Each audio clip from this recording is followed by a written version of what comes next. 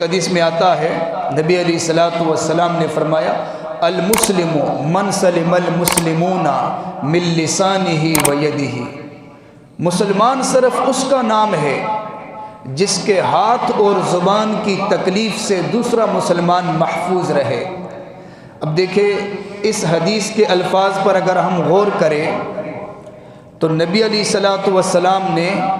کتنی گہرائی کی طرف اشارہ فرمایا المسلم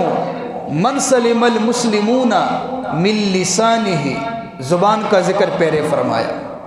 کہ مسلمان اس کو کہتے ہیں جس کی زبان کی تکلیف سے دوسرا مسلمان محفوظ رہے اور ہاتھ کی تکلیف سے دوسرا مسلمان محفوظ رہے۔ اب زبان کا ذکر پہلے فرمایا، ہاتھوں سے آپ کسی کو اتنی تکلیف نہیں دے سکتے جتنی تکلیف دوسروں کو زبان سے ہوتی ہے۔ مثلا ہاتھ سے تو آپ اسی کو تکلیف دے سکتے ہیں جو آپ کے سامنے ہے، آپ ضرب لگاؤ گے، اس کو مارو گے، لیکن زبان سے اس کو بھی آپ تکلیف دے سکتے ہو جو آپ کے سامنے ہے، اور اس کو بھی آپ تکلیف دے سکتے ہو جو آپ سے بڑھ کر طاقتور ہے۔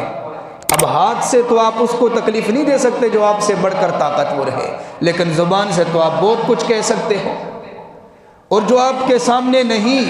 آپ کے علاقے میں بھی نہیں، اس کو بھی دے سکتے ہو۔ لوگوں کے پیچھے باتیں کرتے ہیں، جب ان تک وہ بات پہنچتی ہے تو لوگ بیچارے پریشان ہو جاتے ہیں کہ میرے خلاف یہ باتیں کیوں ہوئی ہیں۔ یہاں تک کہ دوسرے ممالک کے اندر جو لوگ بیٹھے ہیں، زبان میں اتنی طاقت ہے کہ آپ یہاں سے ان کو وہاں تکلیف دے سکتے ہو،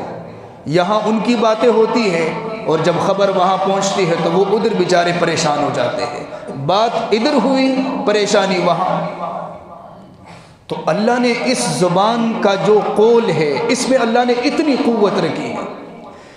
یہاں تک کہ اس زبان سے مردے بھی محفوظ نہیں ہے۔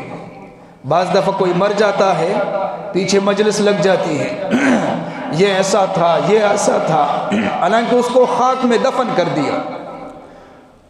اس کو آپ نے قبر میں رکھ دیا، لیکن مجلس لگ جاتی ہے، اس کے عیوبات کا سلسلہ شروع ہو جاتا ہے۔ تو یہ زبان اگر صحیح استعمال نہ ہو تو مردے بھی اس سے محفوظ نہیں رہ سکتے۔ تو اللہ کے پیغمبر نے اس حدیث میں زبان کا ذکر پہلے فرمایا اور ہاتھ کا ذکر بعد میں، کہ مسلمان وہ ہے جو اپنی زبان سے کسی کو تکلیف نہیں دیتا اور جو اپنے ہاتھوں سے کسی کو تکلیف نہیں دیتا۔ زبان کو پہلے ذکر فرمایا۔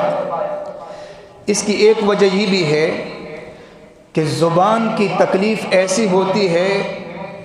کہ وہ پھر ہمیشہ رہتی ہے، اور ہاتھ سے اگر آپ کسی کو ضرب لگاؤ گے تو زخم لگ جائے گا، علاج ہو جائے گا تو زخم ٹھیک ہو جائے گا، لیکن زبان سے جو آپ کچھ کہو گے کسی کا دل دکھاؤ گے،